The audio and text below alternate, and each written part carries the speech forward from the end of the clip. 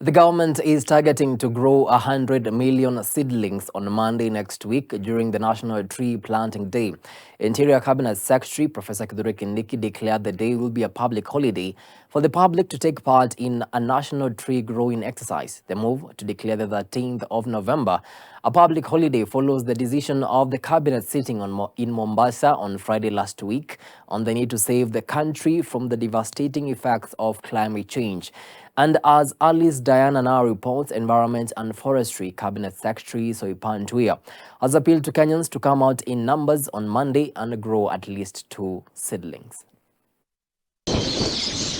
Following the gazettement of Monday 13th November as a public holiday to mark this year's National Tree Growing Day, Kenyans have been urged to turn out in large numbers on that day and throughout the short rain season and participate in rejuvenating the country's wetlands, rivers, restoring the ecosystems both for the ecosystem services that they provide as well as using landscapes and ecosystems to spur Kenya's economy. We are touted. Addressing the press on Tuesday on preparations for the Tree Growing Day, Environment Cabinet Secretary Soipan Tuya noted that for us to meet the 15 billion target in 10 years, we need to grow at least 1.5 billion trees each year. Growing the 15 billion seedlings, like I like to say, looks very huge on paper, but broken down, it simply means that each and every one of us, 50 million Kenyans, need to only grow 30 seedlings each year in 10 years.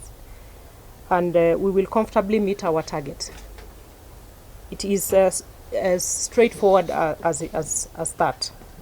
In this regard, we have set a target of growing 100 million seedlings on the 13th only, on the day of Monday 13th. To document each tree grown, CS Tuya says her ministry has developed the Jazamiti application to monitor and track the tree growing exercise. The CS has encouraged all Kenyans to download the application on their phones and document each tree they grow. If on the minimum, 50 million of us Kenyans grew at least 2 seedlings on Monday next week, as I have said, this application would then document an additional 100 million seedlings during only this day. So we have the app where we can actually take tab of how much we should be able to achieve in this day. President William Ruto will lead the country in the tree growing exercise, with the venue for the national tree growing activity being Kew Wetland in Makueni County. The national tree growing exercise will be held concurrently with the county tree growing exercise across the 47 counties, presided over by cabinet secretaries. So at the county level, we will have the leadership of CS, the governors and the national government administration, where we will have a focal point for all the players, including the private sector and all government agencies that are within counties.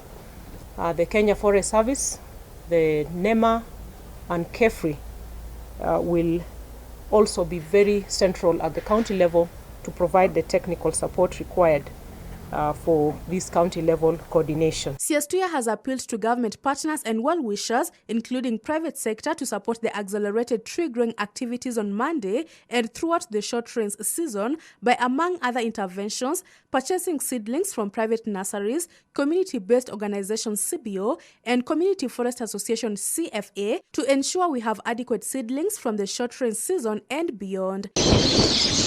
Alice Diana, Hope TV News Watch.